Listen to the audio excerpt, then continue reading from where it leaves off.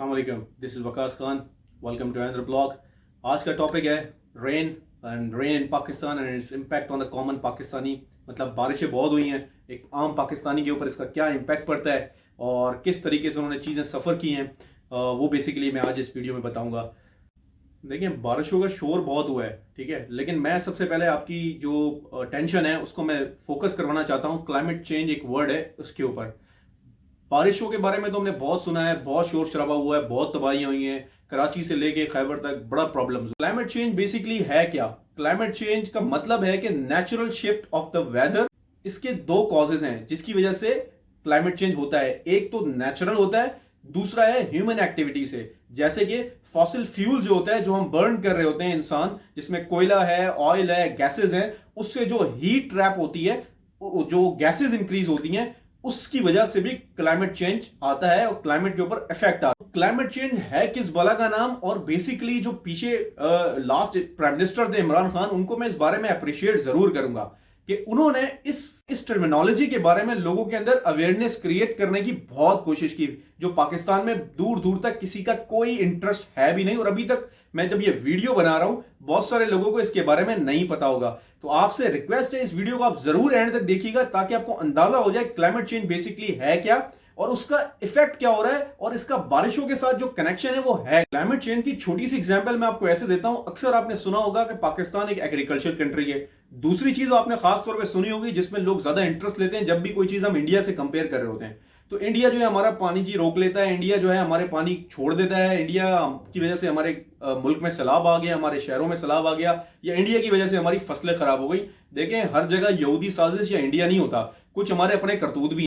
अब climate change से effect क्या होता है उसकी एग्जांपल मैं आपको एग्रीकल्चर के पर्सपेक्टिव में इस तरह दूंगा कि एक बंदा जो खेती बाड़ी कर रहा है, अगर वहां पे पानी, उसकी फसल में पानी रिक्वायर्ड नहीं है और वहां पे बारिश हो गई, जैसे कि एग्जांपल ले लेते हैं खजी की, जो खजूर की, जो डेट्स की फसल होती है, अगर उसमें बारिश हो गई, उसकी फसल खत्म हो जाएगी, तबाह हो जाएगी, तो उसकी प्रोडक्टिविटी के ऊपर, उसकी प्रोडक्शन के ऊपर इफेक्ट आ गया, उसकी वजह से कॉस्ट भी बढ़ गई। फिर जो पाकिस्तान का टारगेट था अगर उसको एक्सपोर्ट करने का, वो हम मीट नहीं कर सकेंगे। समहाउ आपकी इकोनॉमी के ऊपर बड़ा गलत इंपैक्ट आ गया।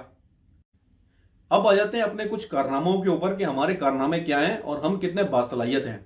पाकिस्तान उन कंट्रीज में से एक है जहां पे सबसे ज्यादा वीक इमरजेंसी प्रिपेयर्डनेस होती है। ऐसा सिस्टम है कि जो बहुत वीक है, जिसमें आप इमरजेंसी सिचुएशंस के बारे में अपनी तैयारी नहीं रखते, हंगामी सूरत हाल के बारे में अपनी तैयारी नहीं रखते। और उसकी रिसेंट एग्जाम्पल आपको कराची की सिचुएशन के बारे में मिलेगी। जैसे कि आपने देखा होगा, शारा फैसल हो, डिफेंस हो, लियाकताबाद का अंडरपास हो, ऐसा लग रहा था कि हम विंस के अंदर हैं, पूरा शहर कश्तियों में चल रहा था। वुड यू इमेजिन दैट कि एक कंट्री का लार्जेस्ट सिटी है, एक कंट्री का मेट्रोपॉलिटन सिटी है, जो 70% ऑफ रेवेन्यू जनरेट करता है उस कंट्री का, उसका पोर्ट वहां पे है और सारी बड़ी बड़ी इंडस्ट्रीज, उनके head offices, 5 star hotels, everything was there, और वो इस तरीके से सफर कर रहा है। तो आप सोचें कि हमारी कंडीशन कितनी अच्छी है प्रिपेयर्डनेस के हवाले से, तैयारी के हवाले से हंगामी सूरत हाल में। अगर अगर मैं सिर्फ आपको शारा फैसल का बताऊं कि वहां पे स्टैट्स अगर आपके साथ कोट करूं, तो वहां पे डेली बेसिस पे 2.5 लाख गाड़ियां इंक्लूडिंग मोटरसाइकिल्स जो है वहां से गुजरते हैं। अब उस सड़क के ऊपर, उस एक्सप्रेस वे के ऊपर, उस जगह के ऊपर वहां पे पानी इतना खड़ा है कि वहां पे आप राइड तो दूर की बात है, आप कश्तियां चला रहे हैं। आप इमेजिन करें कि ये हमारे हालात हैं, ये हमारी कंडीशन। दुनिया के अंदर क्लीन एनर्जी के ऊपर काम हो रहा है, दुनिया के अंदर रेन वाटर को सेव किया जा रहा है, और हम अभी तक, सिर्फ अभी तक हम इस कंडीशन में है कि हम पानी जो रोड पे खड़ा हो गया है बारिश से, उसको निकाला कैसे जाए। आप मुझे कॉमन एग्जांपल एक आपसे पूछता हूं मैं, वो ये है कि बैरिया टाउन कराची में ही है, तो फिर वहां पे पानी क्यों नहीं खड़ा हुआ और कराची, पूरे कराची के अंदर पानी क्यों खड़ा था? उसका बड़ा सिंपल सा आंसर है, वो ये है कि planning and miss planning, mismanagement and management, जो सबसे बड़ा कॉज था इस शहर को डुबाने में। हम तो बड़ी आसानी से कह देते हैं, जब बारिश आता है तो पानी आता है, जब ज्यादा बारिश आता है तो ज्यादा पानी आता है। ओ भाई, बैरिया में ज्यादा बारिश क्यों नहीं आ रही, बैरिया में ज्यादा पानी क्यों नहीं आ रहा? लेकिन प्रॉब्लम यह है कि आपकी इनकम्पिटेंसी है। आपका सीएम जो है वो जादू बन के जो है ना, वो रोड पे तो खड़ा हो जाता है, लेकिन उसके रोड पे खड़े होने से हमें बेसिकली प्रैक्टिकली कोई बेनिफिट तो नहीं हो रहा ना। हमें बेसिकली बेनिफिट चाहिए कि यहां पे रोड पे पानी खड़ा ना हो, रोड पे लोगों को प्रॉब्लम ना हो, रोड पे जो आपकी लाइफ है वो कंटिन्यू चले, आपका इकोनॉमिक व्हील कंटिन्यू चले इस अनसर्टेनिटी के अंदर, इस इकोनॉमिक टर्मोइल के अंदर। नेचुरल डिजास्टर की जो बात होती है ना, लोग अक्सर कहते हैं यार इनके साथ ज्यादती हो रही है, इन बेचारों का क्या कसूर है, अब बारिश इनसे पूछ के तो नहीं आती। बिल्कुल पूछ के नहीं आती, लेकिन सारे डेवलप्ड कंट्रीज में और इवन अंडर डेवलप्ड कंट्रीज में भी इसके बारे में प्रिकॉशंस किए जाते हैं। अब मैं आपको उसकी रीसेंट एग्जांपल देता हूं। ईस्ट पाकिस्तान 1971 से पहले हमारा हिस्सा था, ठीक है, उसमें कंटिन्यूसली फ्लड आता था, ठीक है, और इवन जब हमसे अलग हो गया, जिसको बांग्लादेश अब कहा जाता है, उसमें कंटिन्यूसली फ्लड आता था। उन्होंने क्या किया, उसके बारे में प्रिकॉशंस किए, इस तरीके से डैम्स बनाए कि उस पानी को स्टोर किया जाए। आज उनकी कोई इकोनॉमी डेवलप नहीं हो रही। हम अक्सर बातों बातों में कहते हैं ना कि यार तुम 2 टके के आदमी हो, उनके टके की मजाक उड़ाते थे। आज उनका जो टका है हमारे रुपी से बहुत ज्यादा स्टेबल है। This is how countries develop, this is how countries take precautions to develop their economy. अब मैं आपके साथ वर्ल्ड बैंक की एक रिपोर्ट शेयर कर रहा हूं जो रिसेंटली उन्होंने लॉन्च की है। उसमें उन्होंने क्लियरली बताया है कि पाकिस्तान की जो क्लियरली बताया कि कराची स्पेशली उसको फोकस करते हुए कि उनका जो डिजास्टर मैनेजमेंट है वो बहुत ज्यादा वीक है, उनका जो इंफ्रास्ट्रक्चर है बहुत ज्यादा वीक है। वो डिजास्टर को, नेचुरल डिजास्टर को, रेन को, क्लाइमेट चेंज को इस करंटली सिनेरियोस के हिसाब से मीट ही नहीं करते, वो इसको मीट ही नहीं करते, बहुत वीक सिस्टम है।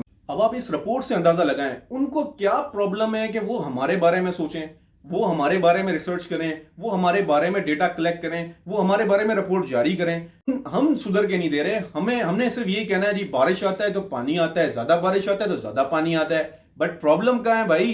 प्रॉब्लम पे नहीं जा रहे हम, प्रॉब्लम के ना सॉल्यूशन पे जा रहे हैं कि बस वो नेचुरली है, नेचुरली तो है, पूरी दुनिया में होती है, बट हमें उसको काउंटर करना है, उसके लिए काउंटर स्ट्रेटजीज बनानी है, प्रिकॉशंस लेने हैं जिससे आगे इंफ्रास्ट्रक्चर, कोलैटरल डैमेज कुछ भी ना हो। आपको क्या लगता है कराची क्यों डूब गया? देयर आर 2-3 थिंग्स जो मैं बताता हूं। एक, poor flood management, incompetency, ineffective management, जिसकी वजह से सारा प्रॉब्लम हुआ। एक दूध वाले के साथ मेरी ऐसी रैंडमली कन्वर्सेशन हो गई एंड ही सेड कि सर आज दूध नहीं आया। मैंने कहा क्यों नहीं आया? कहते हैं सर बारिश हो रही है, हमारा दूध गांव से आता है, रोड्स खराब हैं, दूध आ ही नहीं सकता। अब जो जिसने दूध लाना था, ठीक है, उसका दूध भी समहाउ कहीं ना कहीं प्रॉब्लम हो गया, उसको भी या तो कम रेट पे देना पड़ गया या उसका माइट भी नुकसान हो सकता है। जिसने लेना था वो बेचारा जल्दी दुकान बंद करके जा रहा है, उसकी रोजी रोटी इफेक्ट हो गई। हो सकता है जो हाउस होल्ड्स हैं जिनको लेना हो वो भी ना ले पाए। तो एक मिसमैनेजमेंट, इनइफेक्टिव डिजास्टर रिस्पॉन्स से आप देखें कि आम दूध वाला भी, एक आम बंदा भी इफेक्ट हो रहा है। और ये मैंने एक छोटी सी एग्जांपल बताई है आपको, अगर मैं हर सेक्टर में हर जगह पे बताऊं तो समहाउ कहीं ना कहीं हर बंदा इफेक्ट हो रहा है उससे। की रिपोर्ट आपको क्लियरली बता रही है कि गोरे जो है हमारे लिए फिक्रमंद है, लेकिन नहीं हो रही तो हमारी सिंध सरकार फिक्रमंद नहीं हो रही। उनको बस यही है कि बारिश आता है तो पानी आता है, ज्यादा बारिश आता है तो ज्यादा पानी आता है। अनदर ब्लॉग में